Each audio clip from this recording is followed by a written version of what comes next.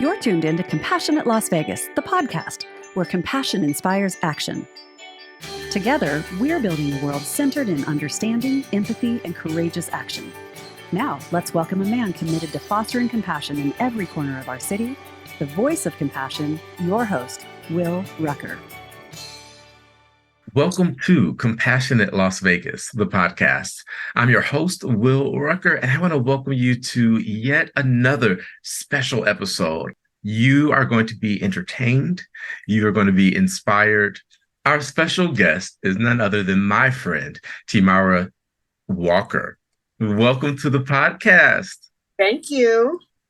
So it's been a while since you and I have had a chance to catch up. So I'm really excited to hear what you've been up to and what's happening next.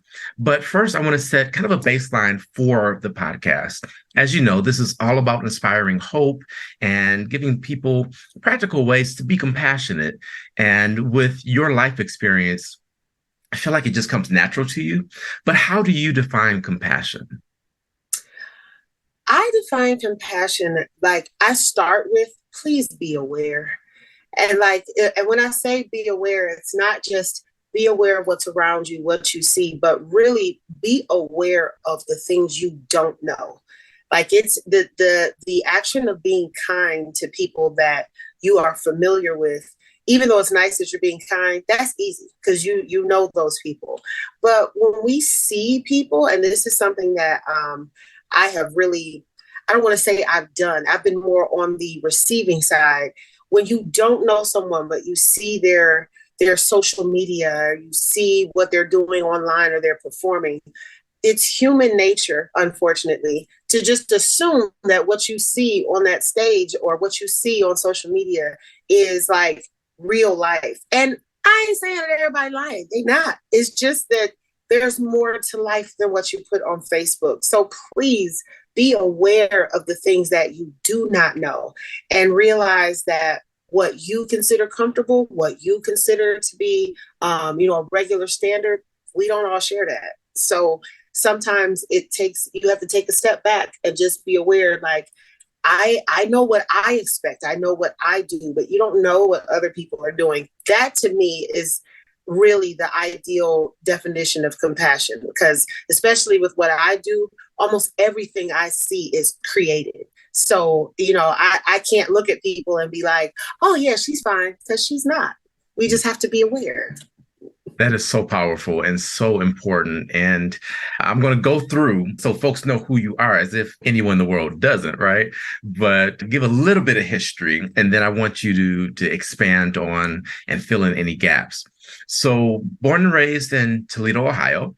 And born in Boston, raised in Toledo. Oh, wait a minute. Boston who? Boston, Massachusetts. And that's important because I was born in Boston because my father was getting ready to graduate from Harvard. I did not know that. Mm-hmm. Okay. Well, born in Boston, raised in Toledo, Ohio, and pastor's kid. And I mean, just mom of two, and took a car trip across the country to Las Vegas and became a icon on the Strip with the MJ1 show with, I mean, you name it, right? Elvis. Mm-hmm. You've several recordings, and you've got your own gospel choir. And what else am I missing? Because you're doing a lot. You Shaka Khan, Gladys Knight. Who else? So that's pretty much like the skeleton. And that's, there was a lot of in between, but the car trip, that's important because I did drive from, don't let me take that credit. My now husband drove from Detroit to Vegas. My husband is 6'7". We was driving a Honda Civic. It was like riding with Optimus Prime. He had to unfold every time we got out the car. So that's important. And then I came here, and to be really honest, like the people who knew me from the Midwest definitely thought I came here and just jumped into, okay, I'm a performer. But that was 80 pounds ago. So to myself, I look like, when you want some Grand's biscuits and you have to unwrap the paper and then you bam it on the counter. I look like the thing after you hit it on the counter. I was built like that. Just, yeah.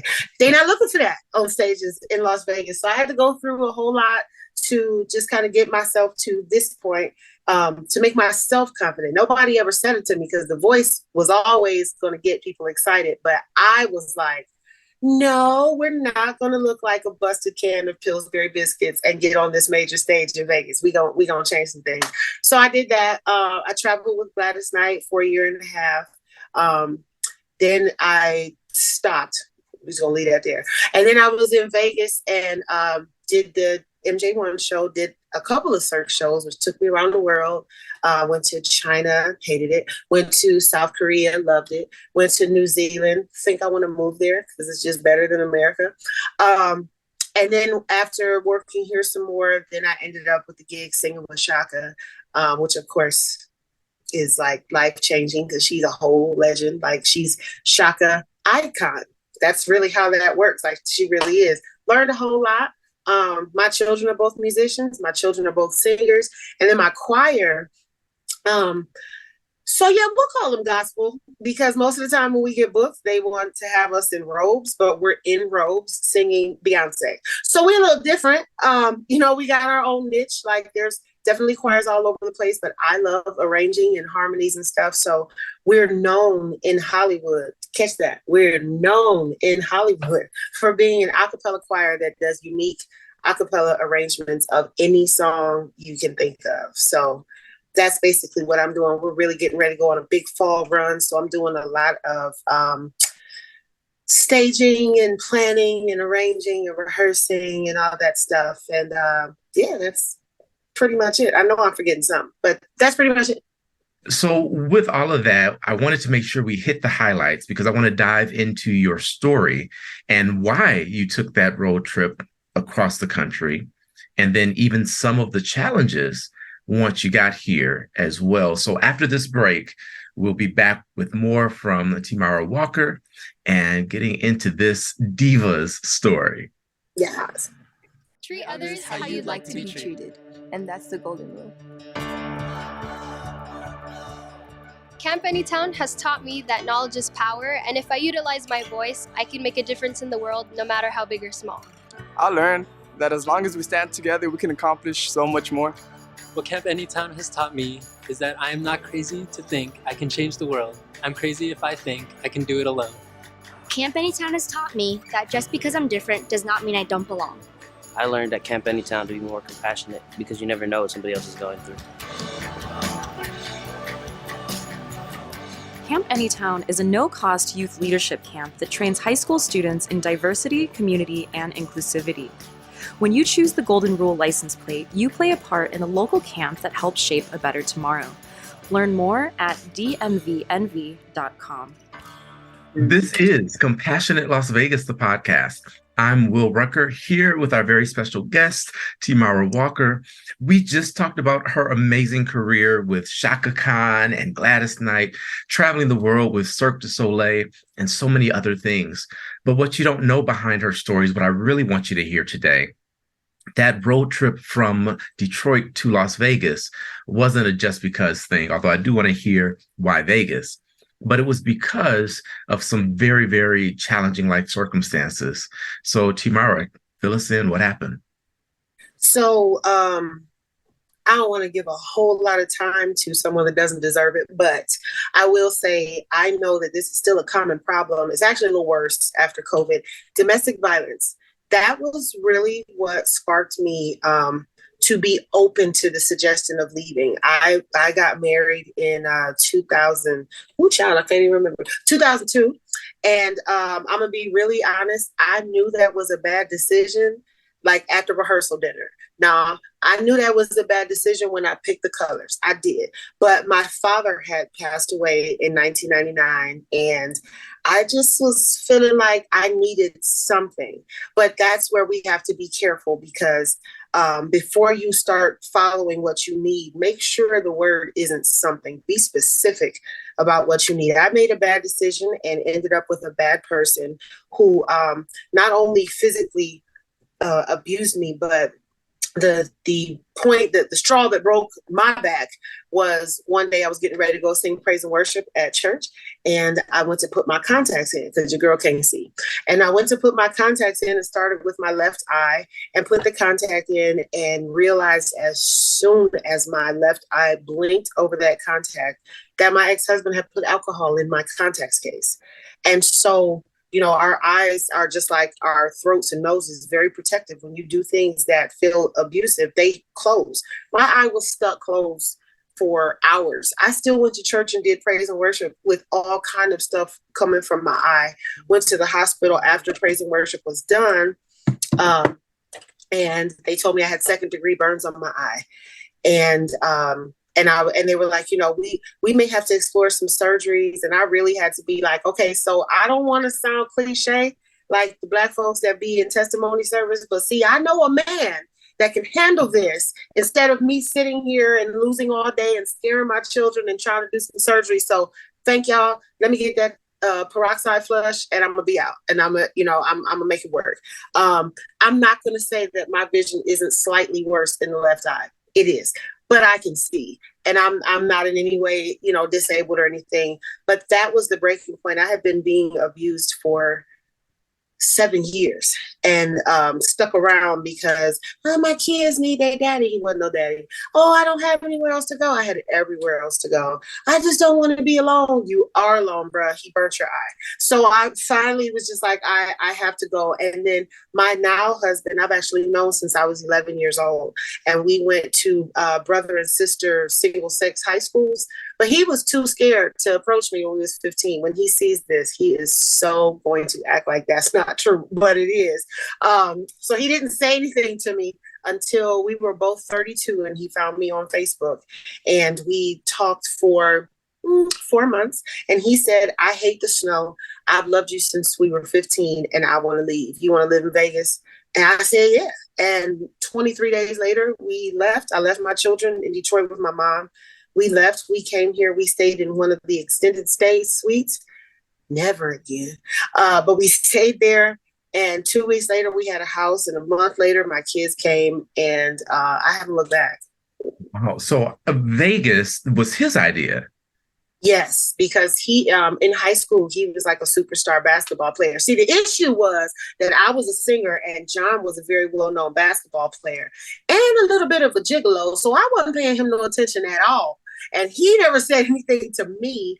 But as a basketball player, it took him all over the place. He had been here 4 or 5 times in high school tournaments and stuff. I had never been. My first time ever seeing Vegas was the day all my stuff was in the trunk and we rode up the highway. But he loves it here. Wow. I didn't know that either. So Vegas was my dream, just coming here. Oh, really? Yeah, since 1990. I won't tell my age. I wasn't born in 90 yet, but since 1990, I wanted to live in Las Vegas. So that's so fascinating.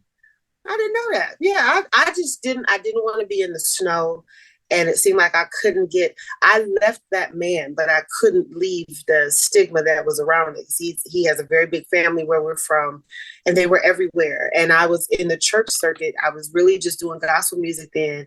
And his family was also in the church, and it was just too much. And I was going to hurt someone in somebody's sanctuary. So it was time to go. Yeah. So with that very difficult situation, you still persevered.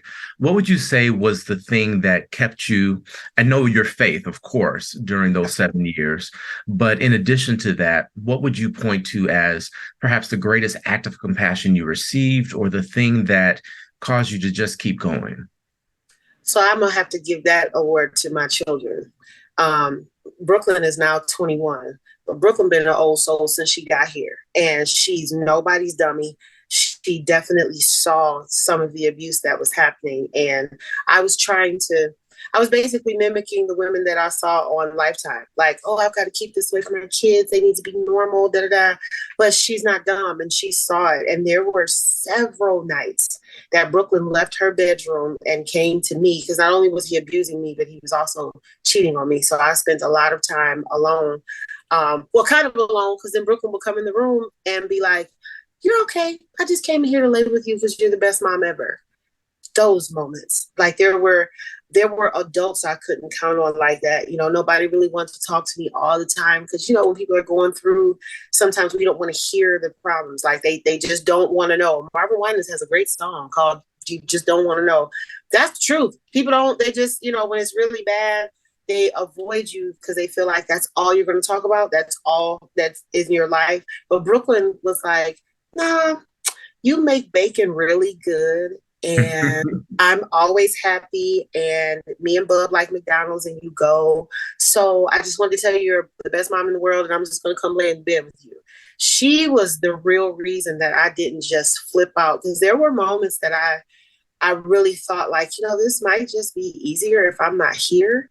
And immediately it was like, nah, you can't leave these kids in the midst of this. Because if he is all they got, then no, you can't do that. So she literally saved my life. Breon couldn't talk yet. He was still a toddler. And, you know, sometimes she would drag this toddler into my room and pick my baby up off the floor. And they would both get into bed with me and just laugh and smile. And, you know, that's really what kept me like, I don't have to die today for years.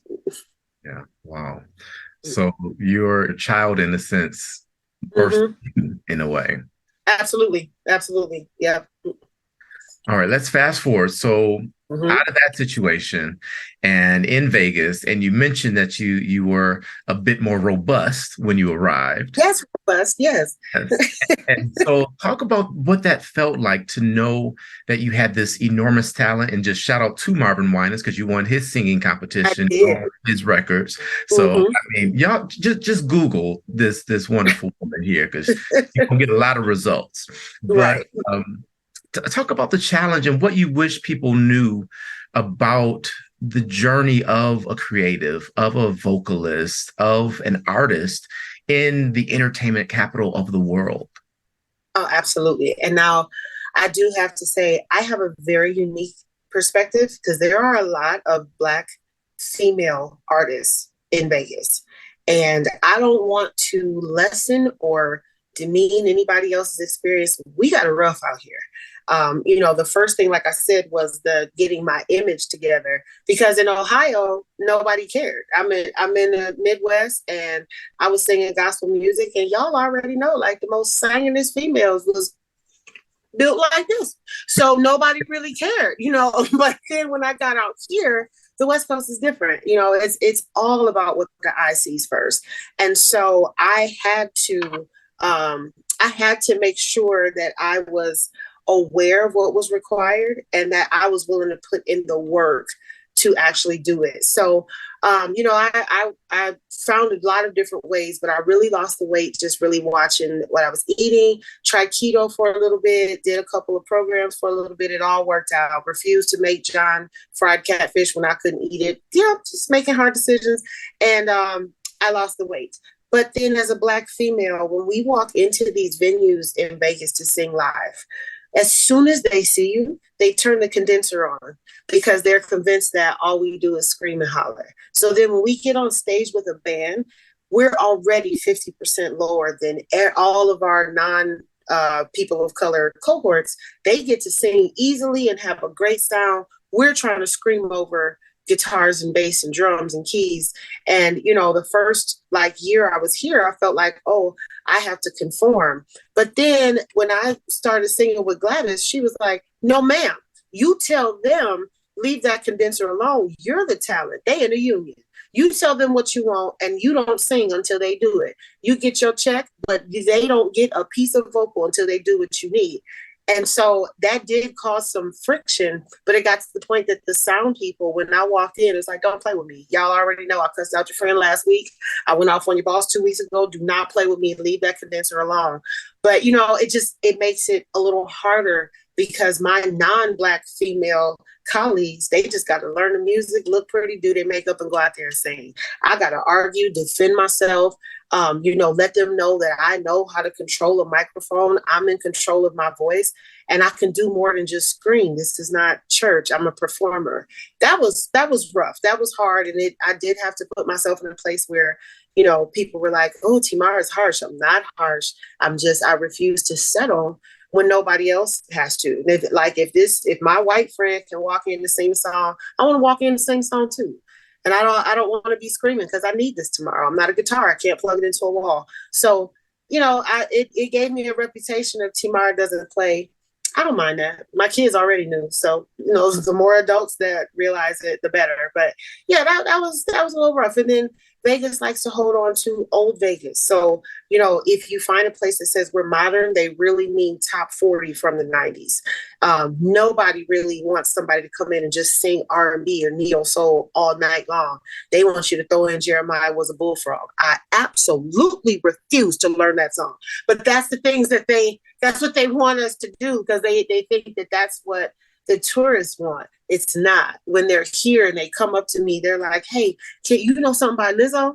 Nope, but I'm going to put these headphones in and I'm going to learn it real fast and I'll go ahead and sing it. It's just, it's a struggle when you're trying to hold on to the culture, but get a check. But I've found a way. Yeah.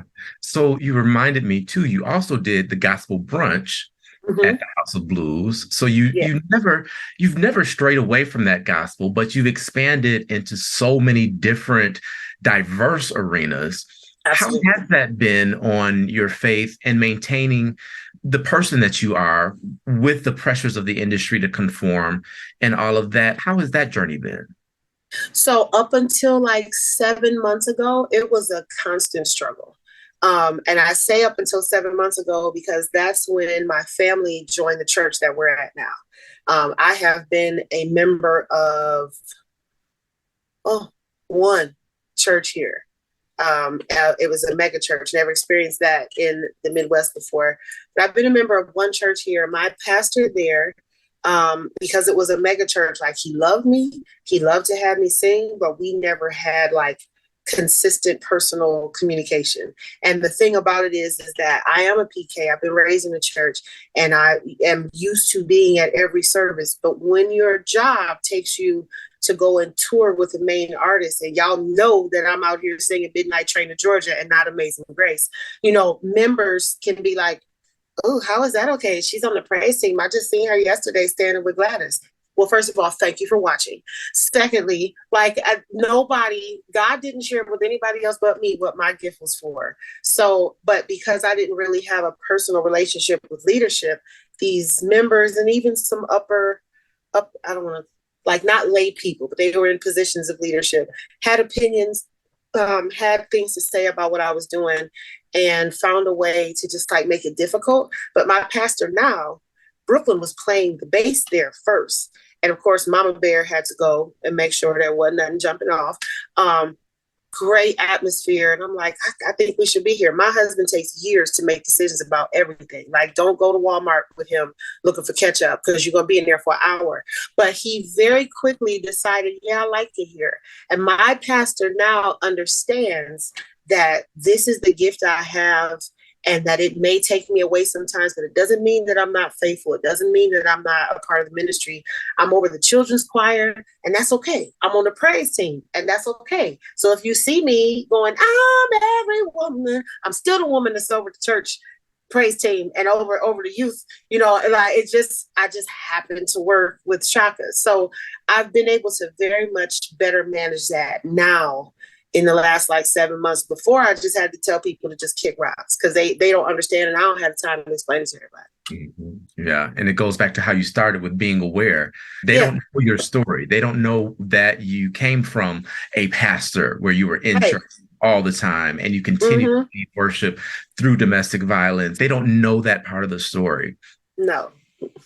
That's really amazing. So I know we're running short on time, so I want to get to where you are now. But before we do, your journey, even in Las Vegas, has not been easy. So since you've been here, kind of like me, you brought your mom out, right? Mm-hmm. Yep. Sister is also here. But all three of you have faced some really severe health challenges here in Las Vegas. And you've really been a rock and a backbone as you've worked, as you've continued to raise a family. Just talk a little bit about what that's been like for you. So, type 2 diabetes runs in my family. I can't even run back the generations. But it goes, my children are both type 2 diabetic, and me, and my sister, and my mother, and my father's parents and my father.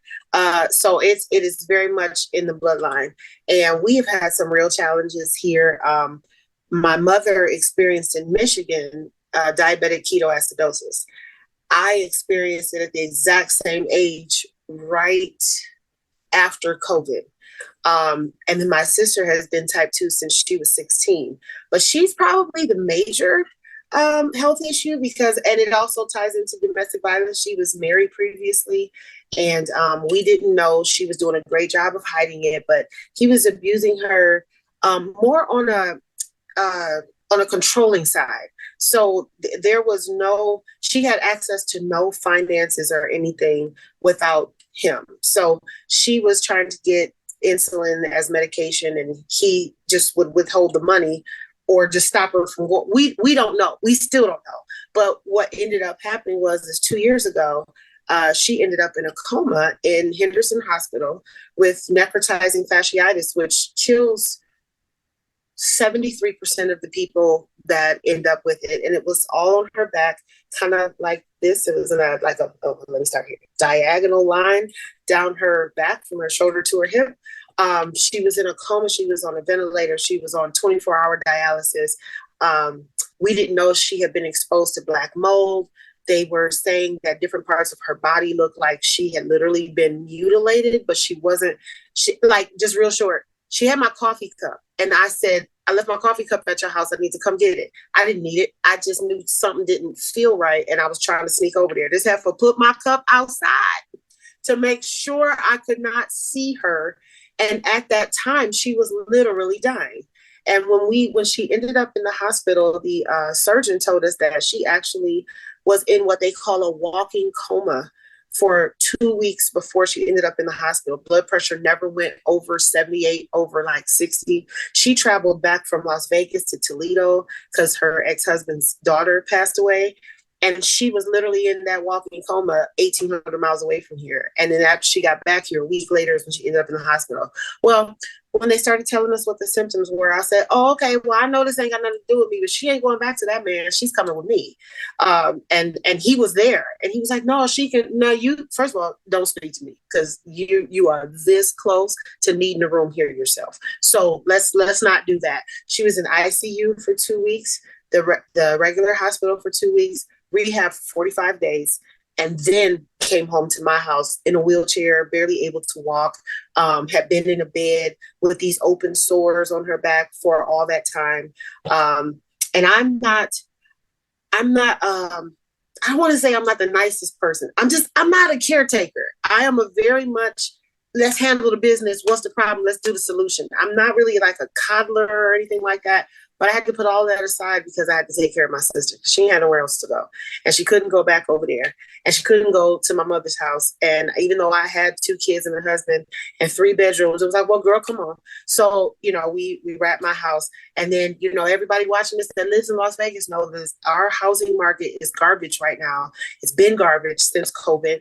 And with Danielle in the house, we ended up applying for CHAPS, which was supposed to help. We actually lost the house and ended up homeless. And she and my kids had to go to my mom. I want to just clarify. So you're working and singing on TV and all of that, and homeless.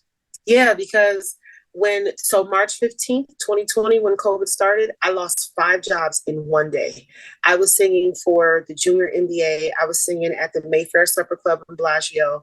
I was working sometimes at the M. I was at 2 other hotels on the Strip. I had a gig at a station casino. I had my children's choir. I was doing voice lessons, and I lost all of that. I had to go to all those places and pick up my stuff in one day. And so after that, people were saying, oh, COVID is over, but it wasn't over in Las Vegas, and I'm an entertainer. So people were only opening rooms 25% capacity. You can't pay an entertainer full the rate that they deserve when you only have 25% of your customers. So I wasn't working like that. So we did this, and John at the time was a teacher. And so he was teaching from home, which was affecting his income. And then we had this extra person in the house who literally could not work, eat, sleep, do nothing by herself. And so we applied for the assistance, but it kind of bit us in the butt because of how the housing market was. And we lost everything. They took the money. Chaps paid $18,000 and that property management still took the house. So they end up at my mom's house. Me and John are living in I'm going to keep on using this, in a room that's about this big with our 160-pound Rottweiler and 3 cats and the 2 of us. And we were homeless. And I was still performing. I was in this little shelter thing we were staying in when they called to tell me, congratulations, you got Celine Dion. You're going to be her background singer. And then 3 days later, when I got the email that said, here's your itinerary because Chaka Khan wants you to be her soprano. I was homeless. The first 5-6 months that I traveled with Chaka, I was homeless. I'm on tour and I'm out here with her again because y'all know I love makeup. The beat just stay right. I'm out here looking great. I'm taking pictures with Chaka. I'm singing on major stages and leaving the airport and going back to this little casita and had nowhere to call my own with my family. And so that was for 8 months. And then we ended up in a 2-bedroom house with me, John, Danielle, Brooklyn, Breon, T'Challa, Nemo, Sky, and Mr. Cat in this 2-bedroom house.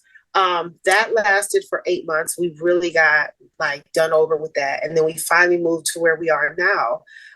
My sister has definitely improved. Her health has definitely improved, but even now she's not the same. She's not the same as she was before. So, some things she needs a little extra help with. She doesn't move as quickly. She's singing, she's performing every now and then, but it's not like it was before. So we're still kind of dealing, her mouth is 100% healthy. Let me tell you that smart mouth, she's back to 100%. We just got to get the rest of the body to catch up. But it's been a little bit of a press. And even now, I ended my tour with Chaka in December of last year. And then we were supposed to start up again in February, but her birthday was in March and she canceled everything at the front of the year and was like, when I'm ready to go, I'll go. And whoever's around, okay. And then she actually I've seen 2 other singers. Nobody ever told me you don't sing for her. She's just out here touring and I'm not there. So it's like, so then it was like, all right, I got to kind of make up for this and handle this. And then I got a manager who, took me under his wing and we had a whole bunch of photo shoots and I got a whole album done. And then he got his feelings hurt because I know this industry better than he does. And he ghosted me about 6 weeks ago and took all the music. And so that whole album, the album release, all those songs that I arranged and sang on, I have no access to them. So, and I ain't heard from him in, it'll be 2 months. That's 2 months today. I just realized that it was in June. So it's been a little bit of a thing. So now I'm starting completely over. But I feel like that was God because he was like, that is so nice, girl, that you did this album, but these ain't the folks I have for you. So sorry. And they just disappeared. So now I'm at where I'm at. And, I need to start over on my personal music, but my choir is being booked in Hollywood left and right. So I can't be too mad. It's all working out for the good. Wow. I mean, that honestly reminds me a lot of the Tina Turner story. I was here a few months back or a few weeks, and with every high, there was an equally low. And so as we wrap up here, just want to know what's next for you and what do you want to leave with our listeners so that they walk away feeling inspired? So what's next for me is I'm an artist. I can't help it. And I am different from every other female artist, not just in Vegas, but from everywhere. Because first of all, I ain't got no hair. Me and Doja Cat just running around bald headed doing what we doing. Secondly, I love performing with a band, but if I don't have a band, I will go and sit down on the piano by myself and kill it. That is my area. That's what I do. I'm going to further cultivate my choir because we went to Kathy Hilton's house last year in December. And, Paris walked up and was like, y'all are amazing. I have arrived. I love Paris Hilton. Like I know every Black person don't, but I love her. And it was like, we sang, and when we left, Kim Kardashian showed up later. God knew not to have me there for that, because I'm a little bit of a stan. I'll go ahead and admit it. But we're only doing bigger and better. I got to meet Mariska Hargitay, from SVU. Dun dun. I've been in love with her since I was like 15. So that really, I just know that God has better for that. I am starting over. I am doing new music. I can't be discouraged. And that is kind of my segue into what I want to leave with people. So we're in Vegas and a lot of people perform. And I know that there are people who know local performers, who know mainstream performers. I know Chaka Khan personally. Like I literally can text her. And I want people to remember that even on Chaka's level, with the 10 Grammys and all that money and everything else, like, she's not always okay. And so when she does a concert and people are just, oh my God, Chaka, I love you. And people are screaming and they paid this money and everything. They take your pictures with her. But y'all don't know that she got kids just like I do. She has a regular life, and things her son was very, very ill one time when we were out on tour. Like they didn't know if he was going to make it, but nobody in the audience cared, because all they wanted to hear was, I'm every woman and ain't nobody. And so when you're in that position and you have to pour yourself out, because that's what people pay for, but on the inside that a child you gave birth to is fighting for their life, that is a difficult position. So I would encourage anybody who watches this, sees it later, please be aware that life be life for everybody. Don't assume that money or notoriety or anything, accomplishments, is more important than, extending some compassion to people and giving them grace. Like I pray for Chaka all the time. I ain't seen her since December, but I pray for her all the time. And it would be really cool if, like, the 15,000 followers that I have on Facebook, do not let these lashes fool you. Send up a prayer for me sometimes. I have a 21-year-old daughter that acts like me. That's enough. And then I got all of life too. I'm still married. Married folks get it. You married. Married folks have issues. But we put up a front. It's not to be fake, but I don't want folks all in my business. But we put up a front when we're in public, like, this is my life partner, this is my companion. And y'all don't know that I really want to take that long hair he got sometimes and choke him sleep. Y'all don't know that. So instead of thinking things about people you see on social media, or thinking that people act funny because they don't reach out to you or they don't respond to you, rather than be insulted, just be a little compassionate, extend them some grace, and send up a prayer. They probably need it. Wow. We can leave it there. Thank you so much for your transparency. Of course. I didn't know you for 20 years and I'm still learning you. So I'm a little complex. But no, I really appreciate, being so open and leaving us with that important message to just take care of each other, show compassion and grace, because we all need it, no matter what. Absolutely. You're so right. Mm-hmm. This has been Compassionate Las Vegas, the podcast. I'm Will Rucker. And as I always remind you, you are not just a drop in the ocean. You are the entire ocean in a drop. And what you do matters. So live compassionately. I'll see you next time.